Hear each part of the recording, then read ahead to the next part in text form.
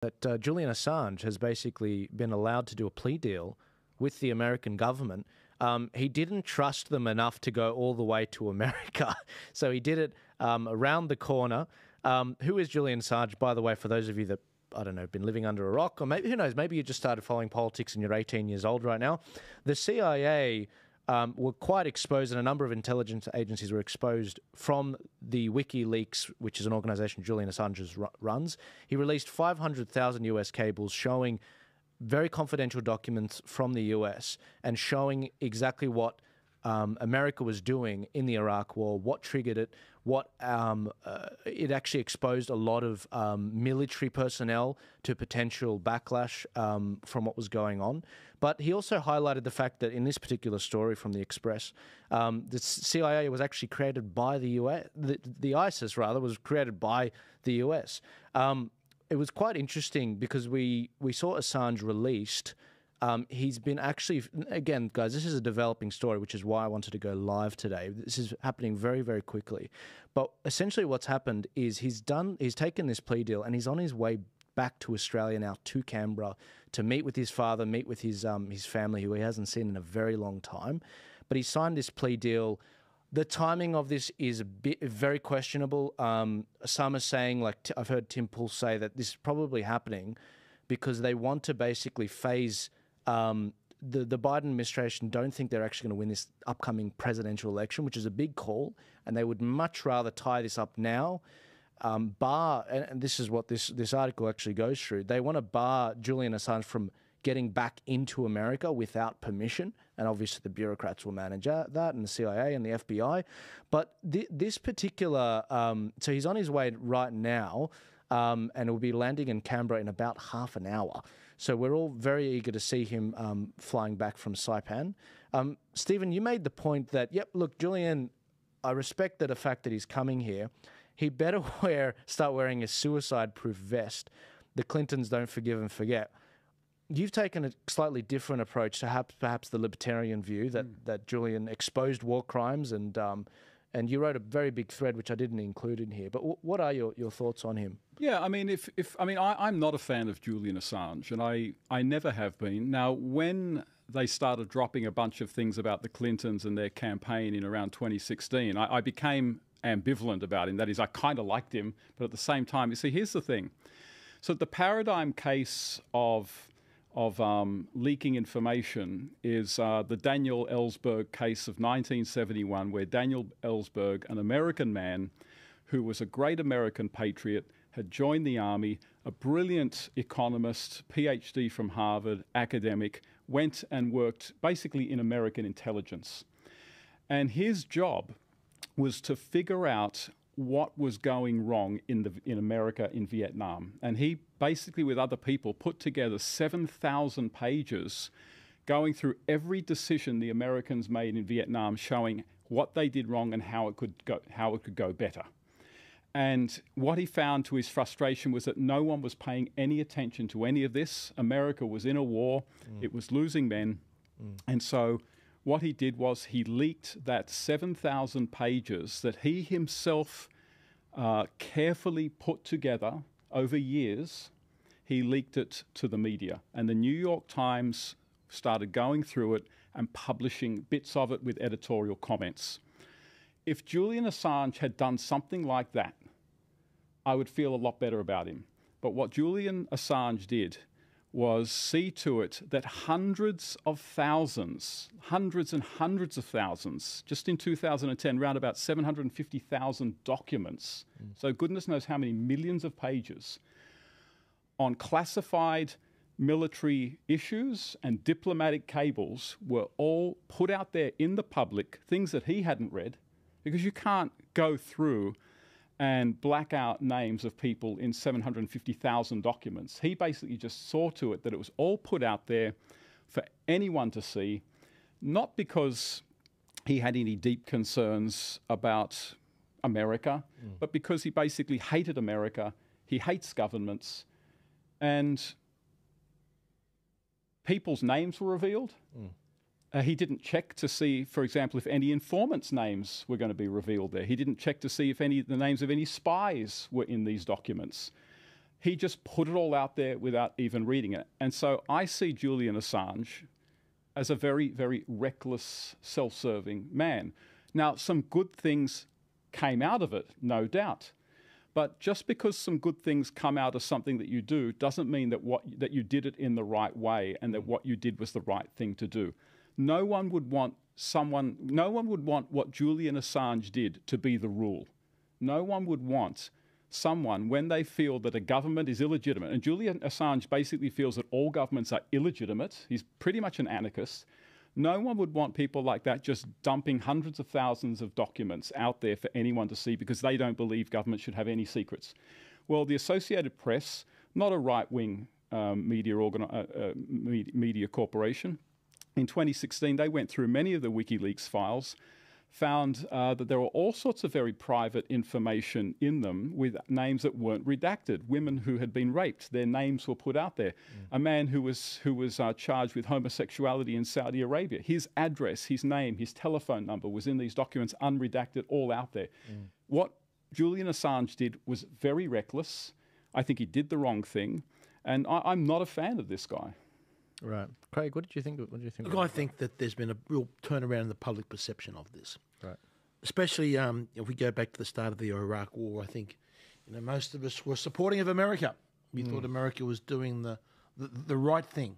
But we've seen through what Assange leaked out that they weren't. And that has really damaged America's reputation, and probably right. And what we've seen, especially during the COVID era, where the government is lying to us repeatedly, right, for their own advantage and for big corporations' advantages. That's where I think the public perception has turned around. There should be more transparency on what government is doing, not less. I think that's why Assange has the majority support of Australians. He's been locked up for a long time. Look, and I'm glad to say I got to know his father, John Shipton. We spent some time together at some of the over in Perth there, and I got to meet him and talk with him.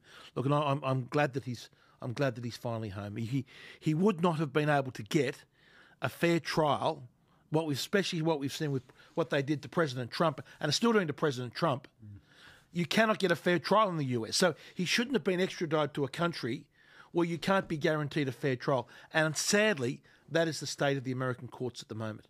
So for that reason alone, I think, glad that he's back. Yeah, Natalie? Well, I think, look, Stephen, you have a point. You've got a very valid point. I do agree with some of the things. But the thing is, does the crime fit the actual punishment? And I do believe that the freedom of the press there isn't any. And we know with the Trusted News Initiative and the kind of rubbish that we are actually fed, and that journalism is very, very scared in revealing a lot of the things that are supposed to be really revealed and should be revealed. We now do know that America went into Iraq. We know Afghanistan probably shouldn't have happened. And America's been in a lot of wars where perhaps they shouldn't have been. And the other thing is, yes, the Clintons were actually exposed, which is a wonderful thing. And I know, agree. Yeah, Gateway Pundit revealed that Hillary Clinton was heard as saying, "Why don't we just drone Julian Assange?" And then when she was asked by a reporter years later, and that was actually in 2016, years later she was asked by a reporter and she basically said, "I don't recall." So when you don't recall, does that mean you didn't say it? It's really quite disturbing when people like the Clintons have a lot of people dropping dead who go against them, like, they disappear or commit suicide or hang themselves or whatever else have you. I just don't think that his crime deserved the punishment he got. And I'm glad that there was a documentary like The Trust Fall, which I did see, which I think was a very good documentary, which helped to bring his plight to the world. And the more people that know about things that are going on in the world, the better for everyone. Yeah, I mean, I have no objections to him being released, and I sort of took no joy in him being incarcerated, particularly in that particular prison. It's just what really I find a bit dismaying is the hagiography around this guy. He is basically now Saint Julian. And I think when you look at the full picture, I don't think that really makes a whole lot of sense. So again, I think sort of the paradigm case that everyone kind of goes back to is Daniel Ellsberg, who was very surgical about what he did. Like, he didn't just think, the US shouldn't be in Vietnam. I'm going to release hundreds and hundreds and hundreds of thousands of military documents completely indiscriminately, not redact names, and basically just cause chaos to the American system. That was not his response. He saw a problem. America wasn't learning. He had a document teaching America every step where it had gone wrong. The man was a genius, and he was a highly educated genius. Assange probably has a genius IQ, but he has in no ways, doesn't seem in any way to have sort of disciplined his mind through proper study. This guy had. And so he released this document. He knew what was in it. It was surgical. It was targeted to a particular issue. So what Assange did and what Daniel Ellsberg did are two very different things. And to my way of thinking, we need to talk about the two cases very differently. But having said that, he's free. And that's fine. I have no problem with that. But again, I don't know that you want a lot of. Do we want more Daniel Ellsbergs? Sure.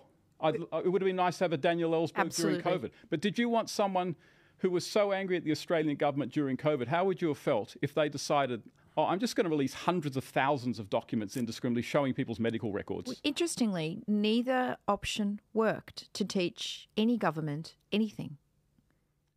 Sure. Okay. Well, I mean, the argument there would be that you should never do it then.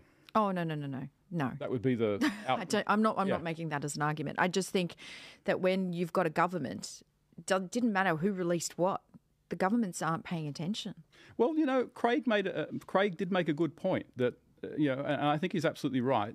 Assange and WikiLeaks did have quite an impact on broad public opinion, and probably in the sense that, look, we were all around at the time. I was a supporter of going into Afghanistan, and I was a supporter of going into Iraq. I now think, in hindsight, going into Iraq was a big mistake. I think we were misled by bad intelligence. I think an incredible book came out at the time called Saddam Defiant, written by Richard Butler, who was the head of UN weapons inspections. And it's an amazing book, and I never hear about it. But he went through all the weapons inspections that he did in Iraq, and what he pointed out is that at not one point did Saddam Hussein ever grant them a proper inspection of any warehouse, and even at some points he seemed to toy with them by making them wait, 500 meters away from the warehouse, and then make them watch trucks come out with missile-shaped things on them going into the distance, and then they'd be led into an empty warehouse. And he said, we had good reason to think that we should have gone into Iraq, that he was hiding weapons of mass destruction. In hindsight, what probably Saddam did was he was trying to create a sense that he was more powerful than what he was, and it completely backfired on him. That might have been ultimately what happened. But I think a lot of people who instinctively knew that or thought there was something wrong about going in, what WikiLeaks did for them, it sort of gave them more of the substance that they needed to say, see? So I do think that he's obviously had a massive impact on popular opinion. I could not deny that. Yep. And like I said, in 2016, I almost liked the guy. Yeah, look, I think it's a really interesting, discussion around this. I definitely think he could have done it much better. But I think, as you may have said in the past, we can't allow the perfect become the enemy of the good. And I think what he's done with regards to the you like that one? Yeah. But I do think that I personally don't feel like I've read up on this topic. I think I've heard people in the past say, look, he actually was a lot more. There were people that did release things indiscriminately, but he himself, there were things that he was very selective on that didn't compromise missions and people. But again, I'm not across that as well as I'd like to be. But again, I think the net good is from what Julian Assange has done. I think the idea that, the hundreds of thousands, millions of people that died in those wars and continue to die in the wars today, it's highlighted a huge light on this military-industrial complex, it's a money-making machine. It doesn't matter if you win or lose. It's about this, revolving, just like in Australia, which we're going to get to later about the revolving door between public then private sector. In America, it's the defense industry. That's the biggest one. And that revolving door between these organizations like Raytheon and all of those arms producers, BlackRock, Yeah. it's a business model. The way that they destroy these countries. I mean, the reason there's so many guys like that have my eyebrows here is because the countries we came from just got systematically destroyed from the outside. I agree with you there, yeah. And that's why I have these stone animals around me, guys. I don't know if you've noticed before, but these stone animals, I didn't just put them here because it was the theme of the arc. It's actually because Zimbabwe was another story which is where these things were made, where they were destroyed from the outside. And they did have outside influences that basically let the Zimbabwean people down. But that's a story for another day and another podcast. But we are going to try and I could debate this forever, and I definitely want to inform myself more on this. We're going to try as best as possible to stay on the news and see when he's actually landing. I want to get you guys the shot of when he's actually landing and greeted by his father, John Shipton, who Craig's met before. And yeah, that's going to be very soon, within the next probably half an hour. But moving on